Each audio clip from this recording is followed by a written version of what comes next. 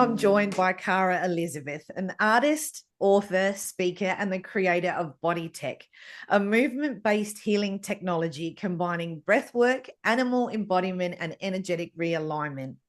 Her work invites people to step into their purpose, reclaim their power, and become their own healer, shaman, and guru. Cara's path has been anything but linear. Living with complex PTSD from childhood trauma, she explored every possible avenue of healing until she realized the breakthrough wasn't out there, it was within. From this realization, she's created the Animal Apothecary and BodyTech, unique modalities that give people direct physical access to emotional transformation. In this conversation, we're going to explore the body as a portal to emotional healing, why trauma can become our greatest asset, the power of breath, movement, and animal embodiment, and what it means to truly reclaim your healing from the inside out. Cara, welcome to the show today. I'm so excited to have you here. Awesome. Thank you so much, Maryanne. It's an honor and a pleasure to be with you and we connect. Really awesome. So this is going to be fun. It is going to be fun. Okay, let's maybe start at the beginning because I've got a lot of questions for you, but you've lived through profound trauma and you've turned it into deep medicine. But what was the moment you realized healing had to come from within?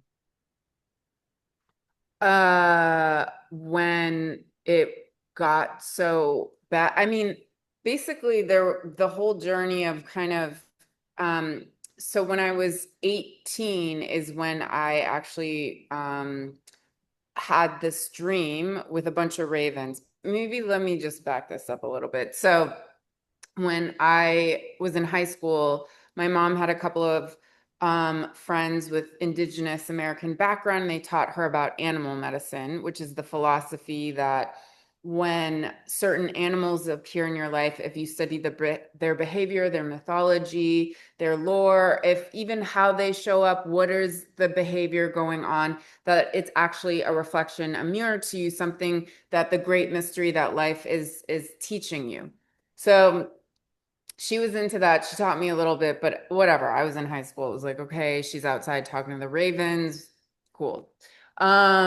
So I went to college when I was 18 and I had this dream with tons of ravens coming through my window and it was terrifying. And they shared with me, without saying it, but basically that I needed to know the truth. And it was about being molested when I was younger, which I had no idea. So it's called dissociative amnesia when you just, it's like too horrific to even realize. So my coping mechanism was to just go to a entirely other place while it was happening to me and then didn't even realize it happened to me. So um I at from that age, it started to slowly come out and slowly, and I started seeing different therapists and healers and shamans and naturopaths and doing all the things, EFT and EMDR and every freaking technique, while basically also being in alignment with Western medicine. So being pumped with tons of medication. And then eventually that pretty quickly turning into me abusing specific pills. And that went on for a while. And so it's like 18 years in of just still, just always I was in perpetual PTSD. Like I was in this like emotional flashback all the time. And it was like I kind of thought that, oh, because I started healing in my early you know I it started to come out when I was 18, and then I thought like, okay, I'm getting this out in my 20s, like by my 30s, like I'll be good, I'll be healed. No, it actually just kept getting worse. And I noticed that my love and what I always felt like I had this purpose in this life to do something with my voice and my art, and the kind of understanding in the victim identity that I had created was that like, no, life is for suffering. You're just going to be one of those people who can never fulfill their purpose. And like, you're just going to be like, you're just screwed up because this person did that to you. And like, that's just how it's going to be. So I had that belief. And, um, my relationship with pills got really, really bad. And I felt like I actually started to like kind of lose it and go insane. And I got to this point where like not only am I like having emotional flashbacks constantly for 18 years in a row of from 18 to like almost 36 of this like the feeling of being a victim, of being molested, of being unsafe, of being powerless.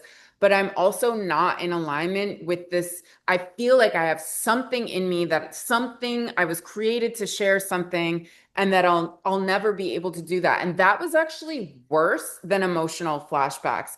The idea that I had some purpose that I was unable to actualize was more devastating to me than being like having the emotional flashbacks of being molested every day for 18 years. So I was like, I'm done. I'm gonna end this. This life is just like I just, the feeling of continuing my existence just felt so unbearably painful.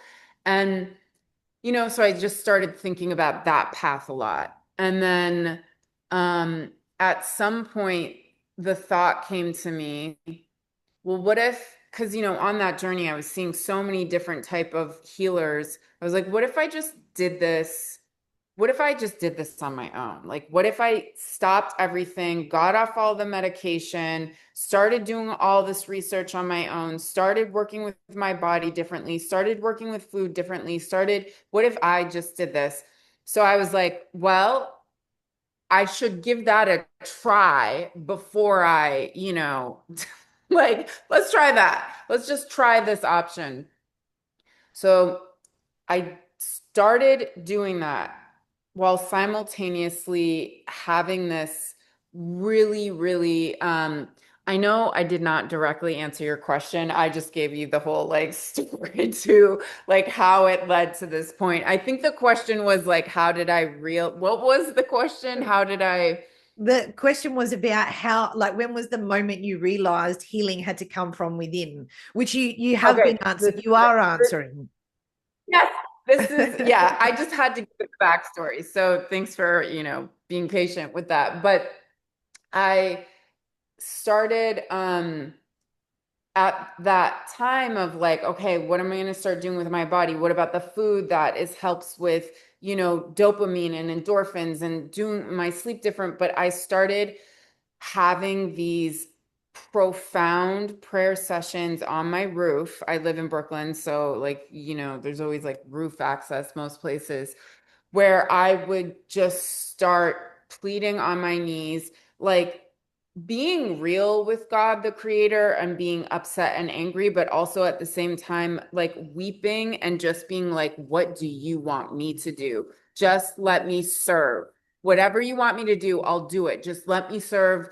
Let me serve. Let me, like, whatever it is, I'll do it. I'll do anything. I just can't, like, everything in my life felt awful. My art was going nowhere. I was working in retail and like, it just like, I hated my life. So slowly, all this stuff, without even me realizing it, like the creation of animal, I mean, it's actually kind of crazy with the creation of Animal Apothecary because I, all of a sudden, when this change started happening within me, I got offered a job at Gucci.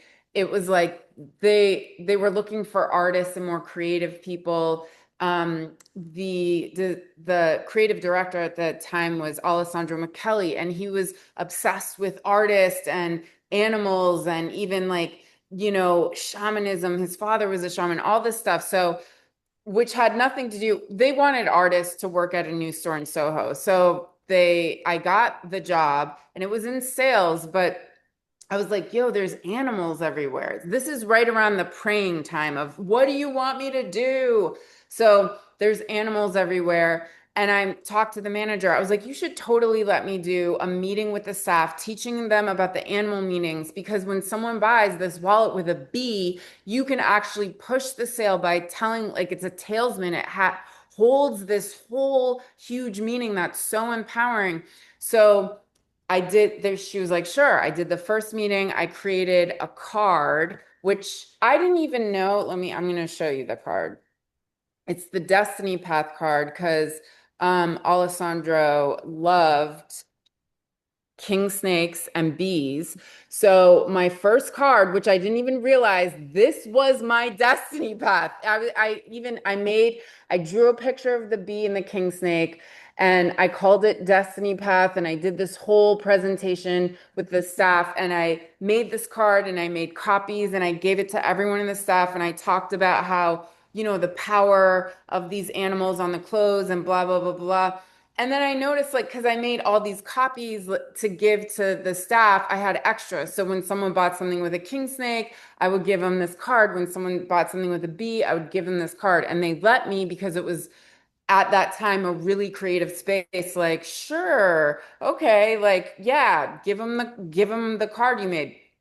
And then I did another meeting on like the tiger and I made a card and then started giving that out to clients and then another card and another animal and another workshop with the staff. And then all of a sudden I'm like, yo, this feels so good. I think I need to start working with just other animals that are healing for me. So I continued doing that. And then I had more cards. And then I would tell clients at the store, pick a card. And they're starting to pick cards and I'm like, okay, I'm giving them readings. And like, then it became, I was the chick at the store who you would like get a reading from at this like multi-million-dollar company. They're letting me give readings to clients. And like, it was really like, what is going on? Anyways, so I started building Animal Apothecary and it was like, wow, they had a bookstore at the store that I was working at. It was like all the clothes and the, bags and everything, but in the back was a bookstore. I was like, one day I want to sell my deck in this bookstore. Anyways, time goes on. I was like, I got to get this published. By the way, I'm like healing, right? I'm like creating this and to just rewind a little bit on my birthday, right after I started doing these meetings, I was in the forest on my birthday. This is not a dream. And there's this vulture, and I'm like, oh, this is about something is dying, something is coming to an end. That's a message for me. So I follow the vulture, and it brings me to this dying raven and which is like the raven was the messenger in the dream that was telling me about like this truth that I needed to hear. And I felt like it was this 360 of having this moment on my birthday right after I started creating this where the raven was like, this is an end of a cycle for you, like you're no longer going to live in this kind of trauma world. So anyways, time goes on. I'm working on a book proposal. One day, Gabby Bernstein comes in. I'm like, talk to her. I have her pull a card. She's like, send me your book proposal. She sent it to Hay House. I got a book deal. So it was like all this craziness and asking life with, me working on myself, but also asking life, how do you want me to serve? And it totally led me, and it was my destiny path, and it was my purpose. So instead of doing the things I thought I was supposed to be doing, I begged God, I begged the creator, like, you tell me, because this ain't whatever I'm doing isn't working. So that's the story of how I, I got into like then teaching and doing, and now, yeah. I just love that so much. Oh, there's so much to dissect in there. So the fact that you were called at such a pivotal age, 18 is quite a turning point. Um, to have that come in for you to see and face, and then spend that time working your way, clawing your way out of that trauma Yeah. is not is not small. It is it takes a great deal of courage And I just want to acknowledge that. That is not that you could have continued to suppress it. You could have continued to try and ignore it. You could have continued to numb out and do all of those things. But instead, you Yeah. realize that all of all of these external things weren't going to do it for you. You needed to take ownership of it and work through it on your own, in your own way. Yeah. And even though you didn't really know how you were going to do that, you worked it out and you just trusted that you would. And Yeah. Well, I will say I don't know if I trusted. Trust is something that I've just been aligning with maybe the last year in a totally different way. Like I don't think I actually my relationship with the creator was pretty distorted. Like I'm like, you know, oh, trust you? Like, okay, like we're just gonna let all this like weird stuff happen to humans and what, you know what I mean? Like, how yeah, do you even trust you're completely abandoned by the thing you come from. So, um, I just think that's important for people to know that you can still achieve and accomplish things and heal or, create trust. But because I think a lot of people think, you need to trust, you need to be positive and the thing will happen. I was scared. I was not in trust. I didn't believe that Animal Apothecary could actually turn into like, but something kept me going. That's the thing. Like, I just didn't give up. So that's what I would say for anyone. As long as you don't give up, it'll happen. It's almost like the law of numbers. As yeah, long as you don't stop, it will happen. It helps a lot though when you're in trust. Oh my God. It like kind of comes, it just is nice. It just feels better to be trusting of life. for sure. And it's definitely not about just being positive and just power through. That's not what I'm talking about. But your Yeah. soul was trusting. Your subconscious and your Yeah. conscious brain, maybe no, and obviously very angry because you felt abandoned by Yeah. the creator.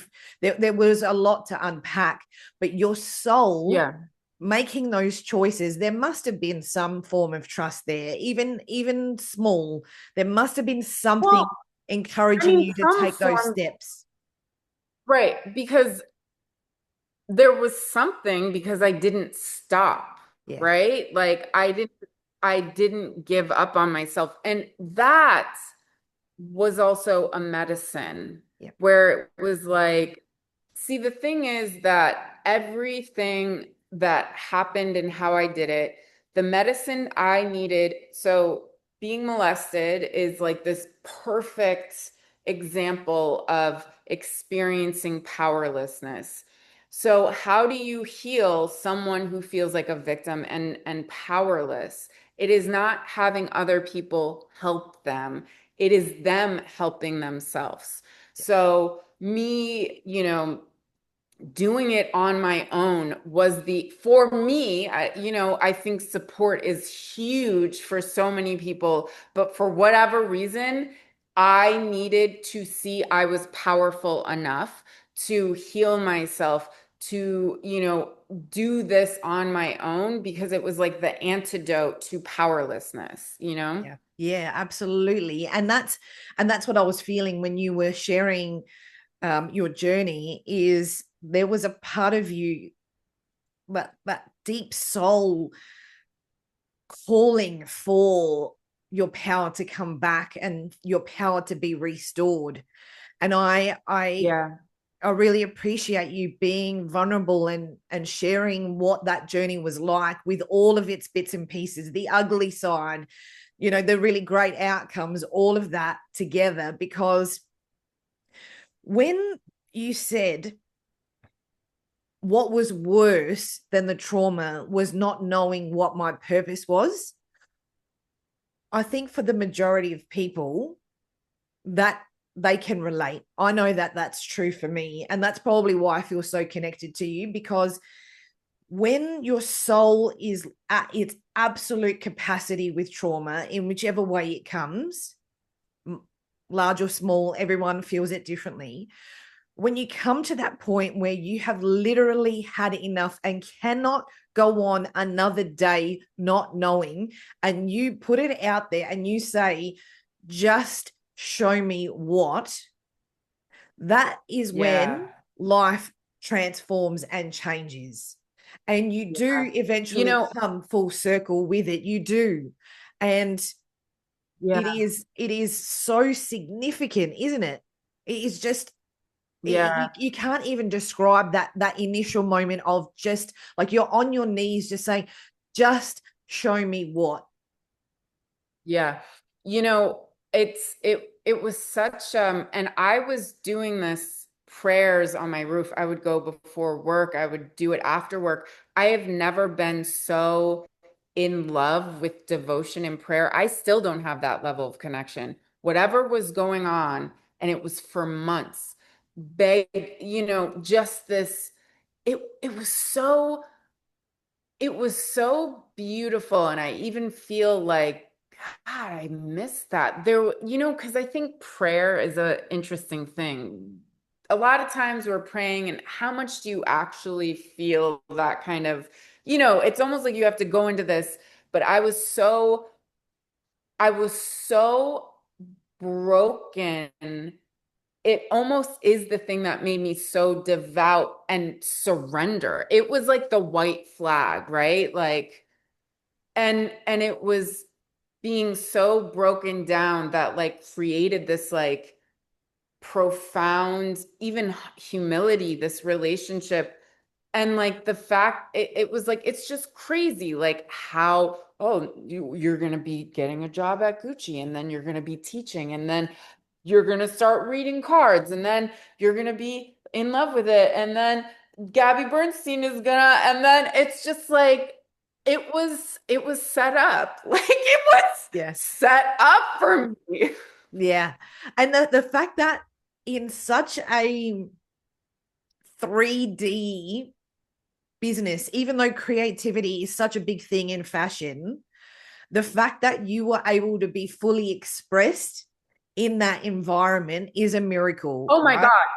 Exactly. Oh, and I forgot to mention I was the top seller. Animal Apothecary was sold in the bookstore there and was the top seller. So much that I would, because we worked off commission and the freaking deck is like $22. I would like stay away from it when I saw people with the deck because I'm like, no, I want to sell the $2,000 purse. But like it would just sell so much. It was crazy. Like I actually manifested that. Like it was just yeah, it was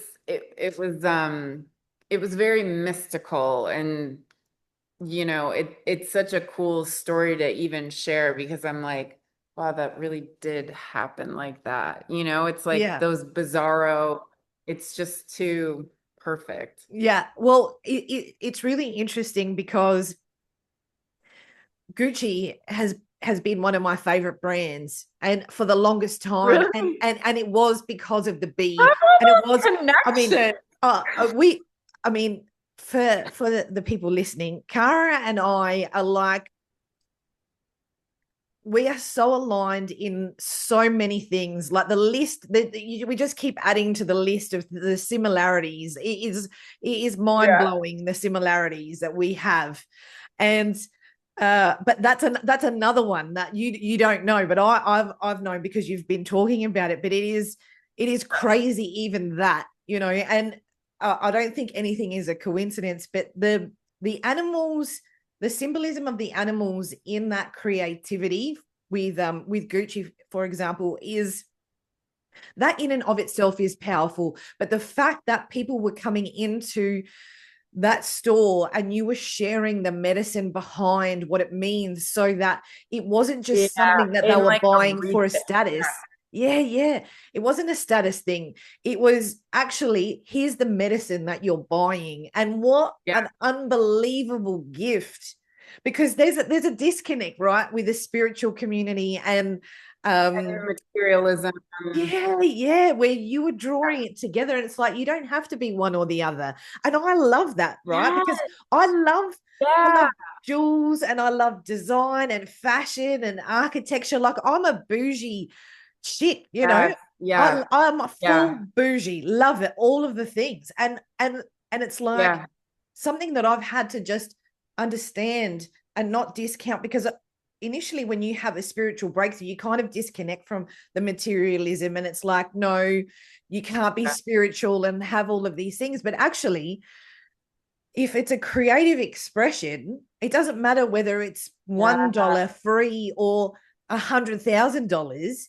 If it ignites you and it has resonance with you, then who cares? Yeah. Yeah. I love how you just said that because it also made me just realize this like that illusion of like money, it's actually the value is in how does it make you feel, right? Because some people will buy things for status, like they might not have much taste, but they know that this is a thing. So, and that's a whole other vibration.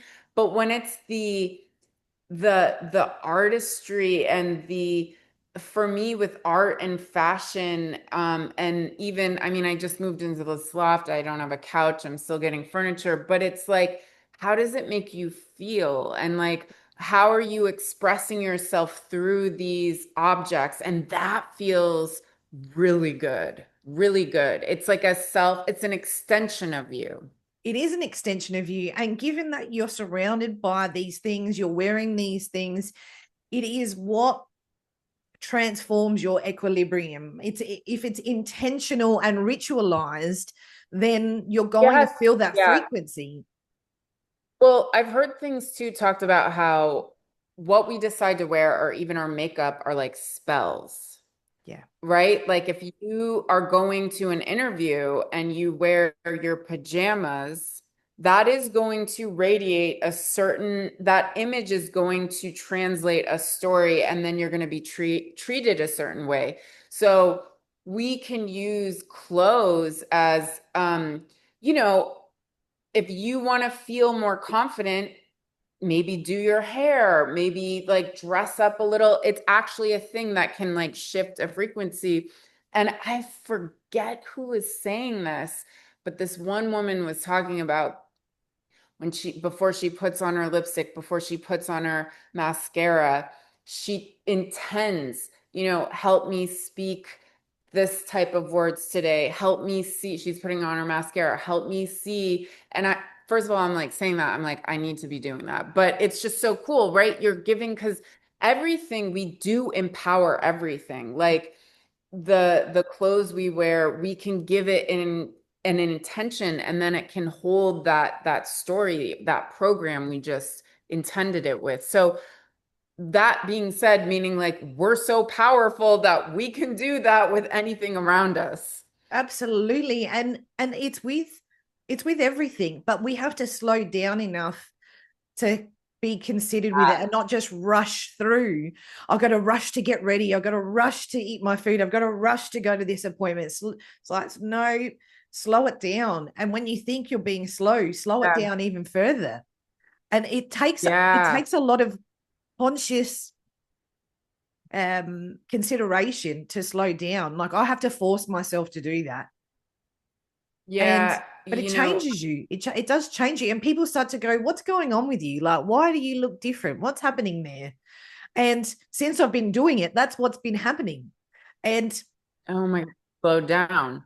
to slow down, there's a time and a place for action and moving, and when you feel the frequency and the vibe to take action, and that do it now Yeah. energy, do that. But the rest of the time, come back into the body, into Yeah. your energy, so that you can feel what you're doing, and that helps that disconnect.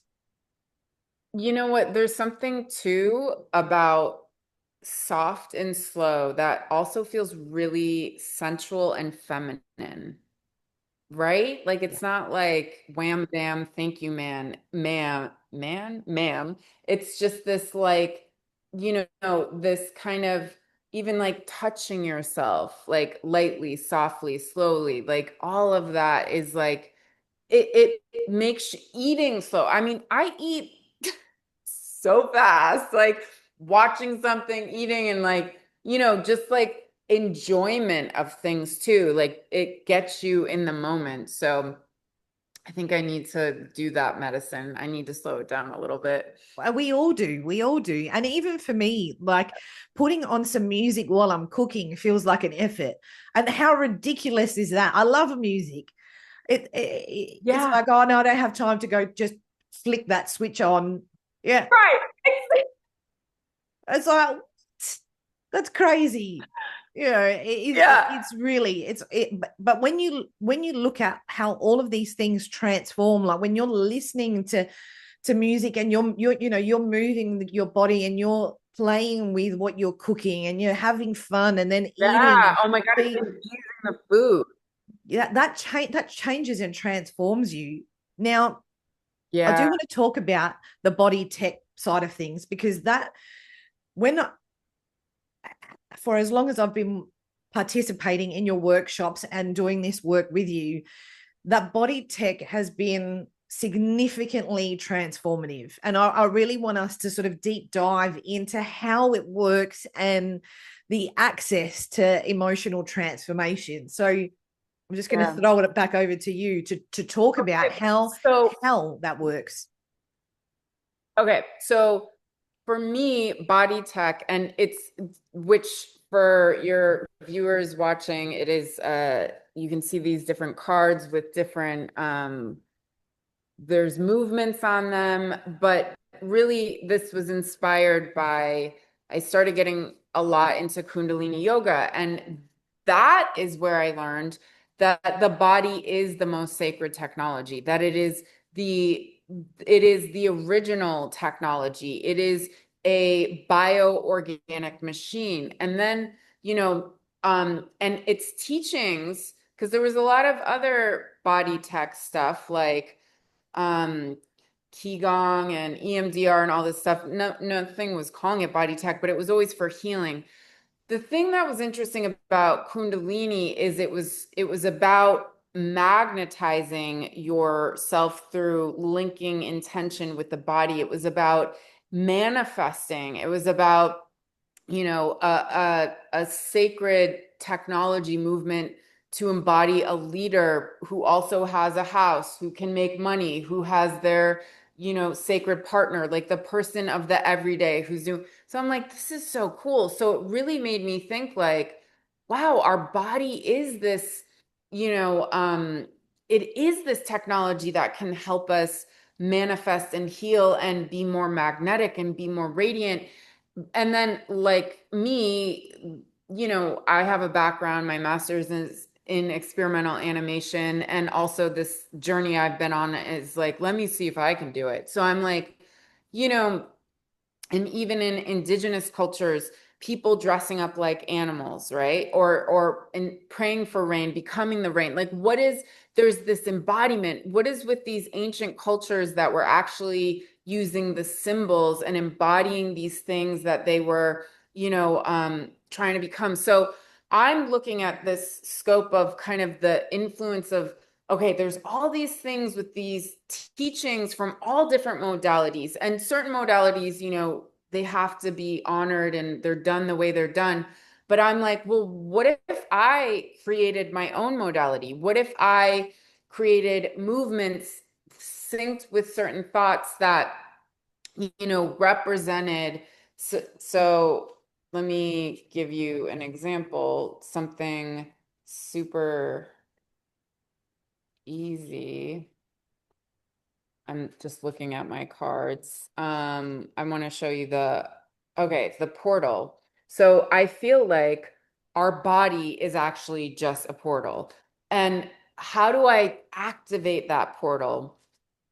So I was thinking about the movement and I can talk about that, but deeper than just doing a body movement, envisioning I'm a portal, for me, there's something deeper there. And the activation to even become and become the literal portal to shift into different timelines of yourself is you actually have to be in allowance and acceptance of where you are right now. Because when you're resisting where you are, which is most of us when we don't like something, we don't like the job. So if you're resisting where you are and you do the portal, it's not really going to do anything. But if you start to look at your situation, be grateful for it, allow it allow that there's pain, allow these things. When we resist something, it actually freezes us in that timeline. And every moment going forward, we actually stay in that story, in that program that we're trying to escape from, but we're actually tethered to. So the teachings with a lot of the cards are not only these movements, and so for everyone at home, the portal, you put your hands like this, there's a sacred technology to this hand movement, which is connected to, I'm sure everyone has seen Spock's Live Long and Prosper, which he was actually created, the actor Leonard Nimoy, is that his? I forget. Yep. He saw when he was a child, a rabbi, they were supposed to be closing their eyes, and a rabbi was doing this hand movement, which is about invoking blessings and divinity. And then it became a cultural thing that's live long and prosper. So it also holds this because there are things when they're done for a long time, there's a consciousness that's infused with certain movements. If a bunch of people are saying, this is what this means, it actually starts holding that power. So then in popular culture, this hand movement is about this health and prosperity. So it's connected to divinity and blessings. So we do this hand movement. We put our hands in the portal. We do breath of fire through the mouth, envision becoming a portal to this next place or to this next version of ourselves. But first, we have to actually think about the gratitude of where we are. Think about honoring that there's lessons in this moment.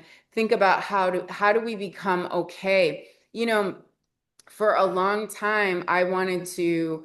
I always felt embarrassed that I worked in retail because I was like, this is not.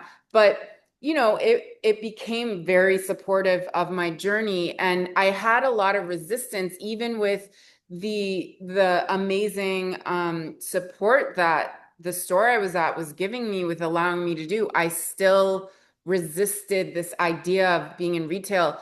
And the last year I was there, I just was like, I'm gonna have fun here. I'm gonna like honor this place. And I got this gratitude in a new way. And interestingly enough, that was the year that I ended up leaving. I really, really liked it the most I ever liked it before I left. So that is this like, see, I wasn't resisting it anymore. The resistance actually kept me there. Also, you know, there's all these things, but so each card has this wisdom behind it, a writing exercise to do, but then you do the movement as well. So for me, it's just, I was just like learning the animals and animal apothecary. Okay, this behavior does this, that. So, okay, this will be good to represent surrender. This animal will be good about self-authority. But now it was coming back to me again, and it was what was taken away from me as a child, what was used against me was my body. Now I'm going to use my body to not only heal and empower myself, but I'll use my body in the most positive way to make money off of it, right? But not in this like, you know, I'm not showing my body for, you know, for sex or anything, but I'm using my body to then uplift and work with people to connect to their body. So my one of my biggest influences is like learning, thinking of the symbology, thinking of how does this breath affect the nervous system? How does this, you know, this movement align with this thought, change the way I'm feeling, change the way I'm thinking? And yeah, it's been really powerful. And I think the biggest thing I've been learning is literal embodiment, and that someone coming from a space where fear kind of ruled me, fear is the baseline. And there's all these teachings out there that, you know, your nervous system needs to feel safe and regulated in order to manifest. And I absolutely disagree. It's totally helpful. It is so much easier. It feels so much better. But I have manifested things in so much fear and so much like, there's just so much scared energy. And, you know, my nervous system was hijacked, but I was still able to manifest those things. So what I like to teach is that we teach the body safety by embodying what it is we are saying we are, like we're embodying the movement of what that next version would do. And then that teaches the body safety by not waiting to feel safe, by doing it even in your unsafety, you're going to do the movement and you're going to embody that version of yourself who has chosen to level up and chosen to make that upgrade, who has chosen to own how big they are, who has chosen to accept themselves. We're not going to wait to feel safe and good. We're going to do it. And that teaches the body, oh, it is safe to be bigger. But it starts with the body, and then it starts with those actions and embodiment on the outside world. But it starts with you with these metaphorical movements that, okay, that's safe to do. And this represents me using my voice. So now that's actually going to inspire and teach my body, okay, I can use my voice out there. So it's like it's teaching the body how to be safe in embodiment as opposed to waiting to feel safe to do the thing. Absolutely. And that's as a participant in these workshops and in this work, that's what it feels like. And I feel that I'm getting stronger every single time. And one of our recent things that you got us to do was write what's different between our current self and our old self. That was mind blowing to me because I hadn't stopped to consider that things had changed. But writing the list, I was like, oh, I'm actually not doing that Yes, now. I didn't even know that I yes, wasn't doing that because in the day to day, right. you don't realize the needle has moved. You just don't. Yeah. It's I would even say for people listening, if you know you've been working on your growth path, once a week, just kind of reflect on even how did my newer self show up and how did my old self show up? Because then it kind of gives you this, right, I did react that way.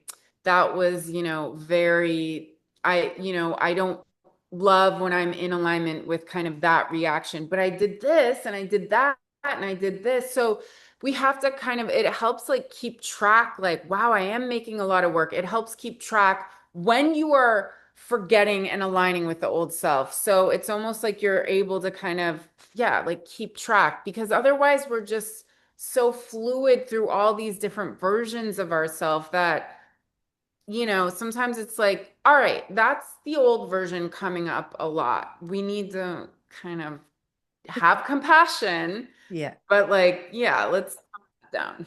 Absolutely. And it is part of the integrating, I think, that most people miss. It's almost like a little spiritual bypass where you just keep on driving yourself crazy, thinking you've got to fix things, you've got to continually fix. Yeah. But it's actually not that. When you pause and look at the changes and the transformation, you finally acknowledge how significant those things have changed, your body goes into a sense of peace and safety, and so it helps what you're doing. And you're right, it's actually this work, this physical work is very much around letting your body know that it's safe to pause and safe to be still, and combining Yeah. that with the animal embodiment as well, because we use the animal Yeah. apothecary cards too, and that medicine to teach and to help the Yeah. embodiment. And that's powerful in its own way. But combining the body tech, the animal embodiment, and the kundalini together is my Yeah. absolute hands down favorite combination. I just, it resonates so much, and I can feel my body every single time. My body, literally, the cells change. My Yeah. Yeah. equilibrium changes. It's so powerful how, aligning a thought with these different parts of our body with the energy in our body and like so many like ancient yogic teachings that can really do some pretty powerful things.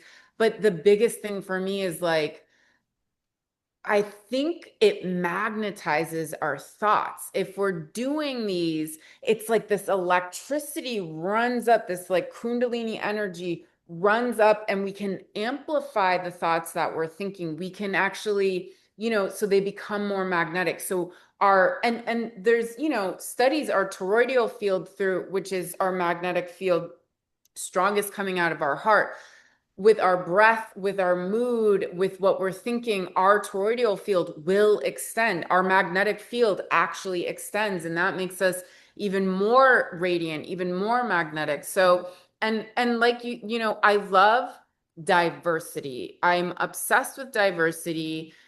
So I love, the co-mingling of bringing different modalities, different teachings. Let me make up something and see, because everything's made up anyways. Like you can make up your own body's technology. You can come up with a breath and a movement that represents something for you. And then it is your medicine. It is, and I think there's something, maybe we should do that in a workshop sometime where you guys make up your own body tech, because it's like, it's just really cool that, we don't have to just learn from things. We are our own teachers too. And there's things just through experimentation that we can discover within ourselves. Yes, and you can make up your own combination.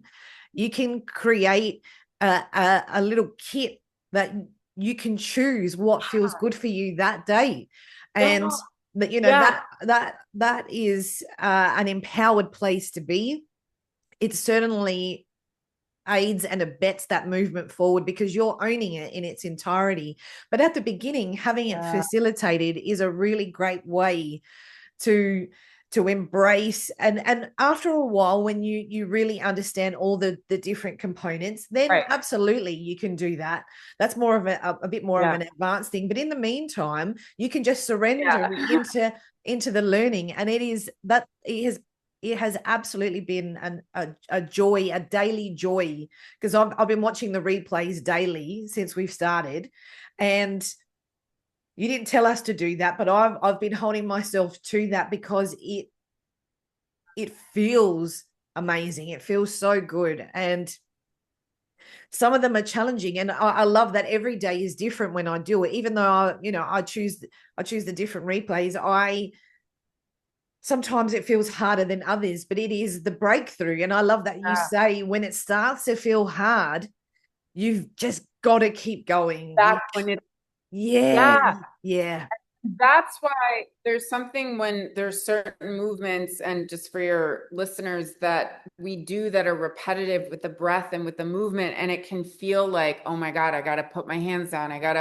But there is something in this kind of mind over matter, keep going. That's actually when you start to change, is when you want to give up, but you keep going. That is actually like an identity shift, yeah. because most of us would be like, I'm gonna, but the version of you, it's like a new version is born when it's like, no, I'm gonna keep going. So yeah, it's pretty powerful. Absolutely. I mean, there's moments for the listeners out there. There are moments where you're keeping your arms up for 11 minutes. Now that's not easy, and it's not like a Yeah. loose arm. It's a tight arm, and your breath working, and it is very powerful, very strong, and it is a hard thing to do. That very first time Yeah. that I did that, I absolutely wanted to drop my arms, and I wouldn't let myself do it, but goodness me, it's that's where the courage needs to be. That's where the self-trust needs to be. And I'm just wondering, from your perspective, for someone who's experienced trauma, for someone who is feeling really challenged in that way, how would you encourage them to begin to trust their body again, to start this kind of work? Um, I would say that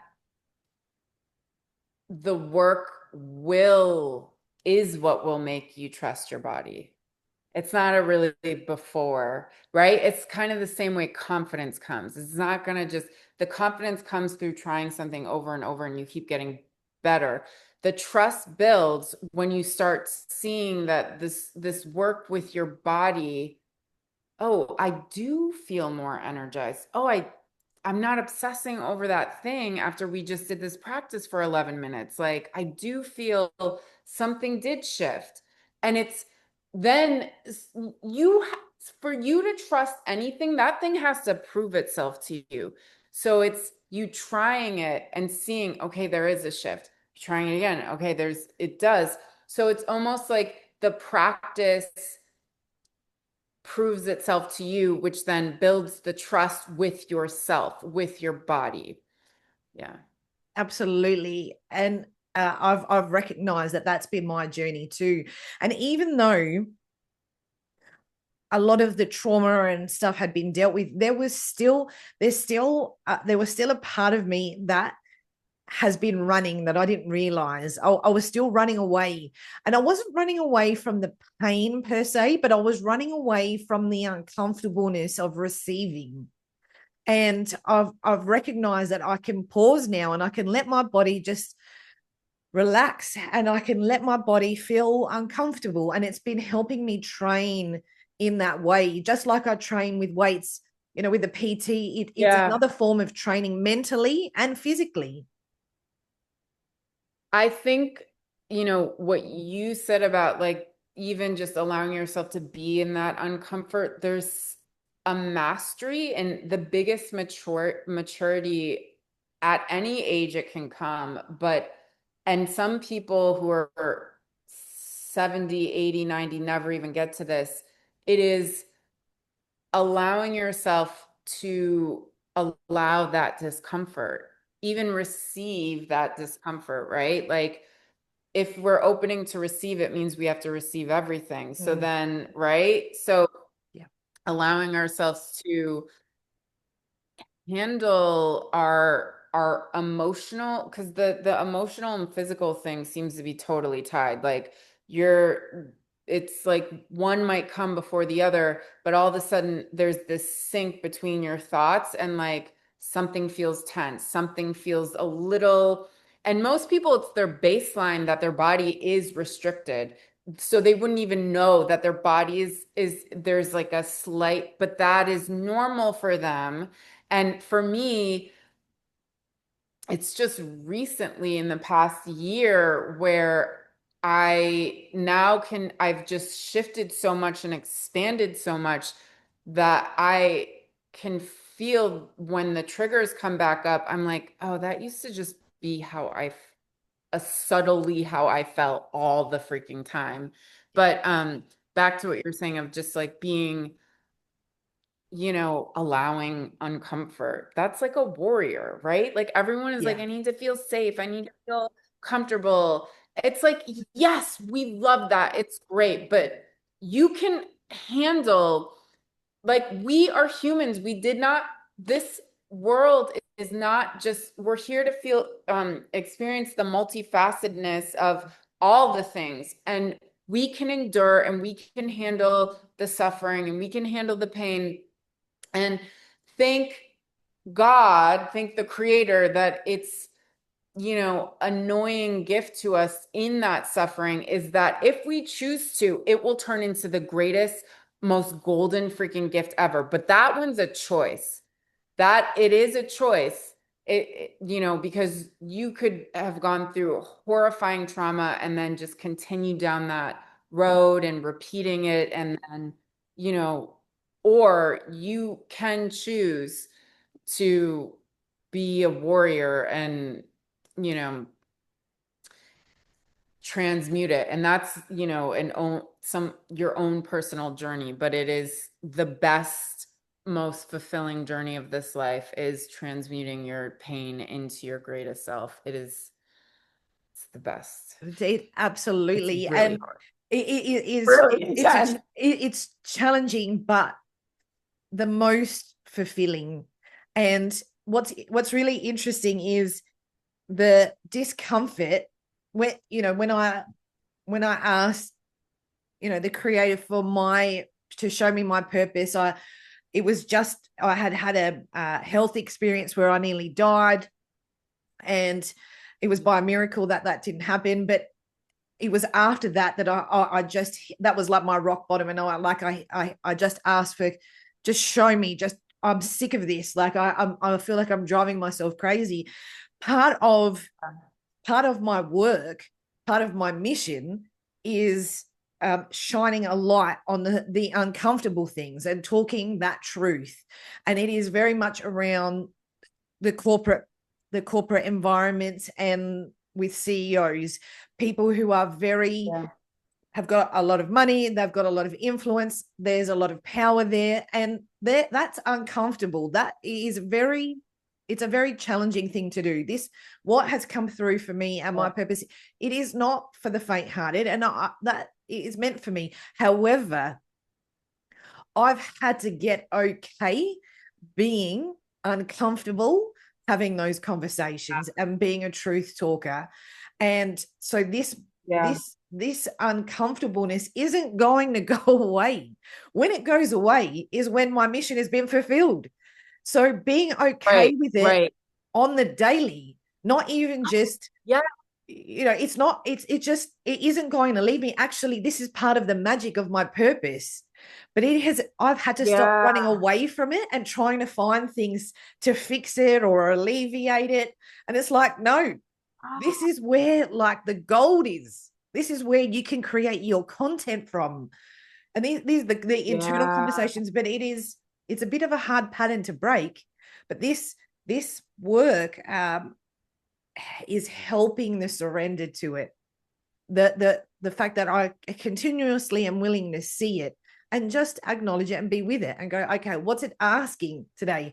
If I'm going to embody Yeah. this even further, if I'm going to share my magic and this work further, and this is what you've been teaching all of us to do, what action today, just what is one action of that embodiment can I do today? And it could be something small, it could be something really big, but what is one thing? And every day, Yeah. that's the question. And I love that that's what you are guiding us to do. And that, I think for some people, they're going to be like myself, where the uncomfortableness is the work. And everyone's got their own mission, everyone has their own way of bringing this out, but for some it is going to be like that, and I think that's an important thing to acknowledge. Yeah.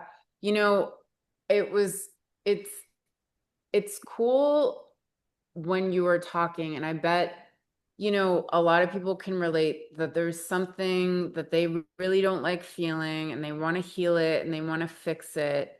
And, you know, what if, and like you said, like, no, this is going to be the, like, I'm going to keep going and aligning with this. Otherwise, like the work is done. But I wonder if other people could reflect on like the thing that they're trying to escape within themselves or they don't want to feel. Like, what if that was a part of ourselves that was going to be with us the rest of our, like, I'm going into like maybe even other things of our aspects of ourselves that are difficult to deal with, that, it is that part of us is going to, um instead of this idea of like, I'm doing this to fix this, maybe I'm doing this so this part of me no longer bothers me the way it did, Yeah. if that makes sense. I think I was thinking, like, I was sharing with you before we started this that, just like old kind of triggers that where my body just feels unsafe, but everything is fine. Everything is fine. And for me, when that happens, it's almost like there's these sunglasses that I put on where I can't see reality in its truth. It's almost like faded and it feels unsafe and it feels, it almost like, it's almost a little bit of that like victim lens, like I don't know how I feel like helpless. And I was thinking today, what if it's just a different relationship when that part of me comes up, instead of, I can't, like, I don't want to ever feel this again. And I don't. It's a really difficult feeling, but what if I just warriored up and changed the understanding of it and allowed myself like that, okay, this does happen, you know, like, listen, these are the effects when you sexually abuse a child. This is going to be an effect that their body is going to have these imprinted things from that horror that are going to kind of, you know, what if it's not about me just finally making that stop, but being okay with that part of myself? I think I'm having a realization with this whole conversation and even hearing you just talk about being okay with those things instead of need to fix it. I need to heal it. And maybe Yeah. it's like you said this in the beginning before the we started recording, but this new level of compassion for yourself. Absolutely. And I love that. And these conversations are deep and powerful. And I knew, our conversation was going to be epic. So I love that both of us are reinforcing our own stuff, but also learning and seeing even more than we were able to see Yeah. before. And I'm sure that's going to be for the Yeah. listeners as well, which is so cool. Yeah.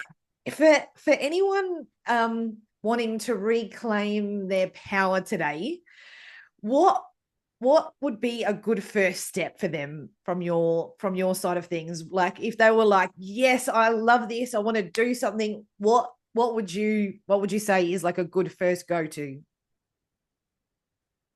Um, I feel like this is a great question. Let me, I maybe a writing exercise of who is that version? What does that version even look like? So then it kind of gives you, I love practicality in the work I do because there's like mysticism, there's body, there's energy work, but I love like a kind of like, let's just lay it out on the table of what this is. Um, so creating that, go there with who is this person that feels empowering in you. How do they, handle situations? What are they creating? What are their relationships like? And then get this kind of understanding of that's feels good. And then go on a mission to fully become that person. That's when you have to do all the other things. But the first step is, well, if you want to be more empowered, who is that empowered person you want to actually be? Yeah, I love that so much. Cara, it is not even I'm not even able to put into words the gratitude that I have for you. I can't quantify it. I can't describe it. I just feel it. That's the only word that sort of genuinely sort of captures this connection. But it has been an absolute honor and a privilege to talk to you today. I love and adore you. You are a soul sister. We are otherworldly in our connection, and I love that both of us recognize that and can feel that.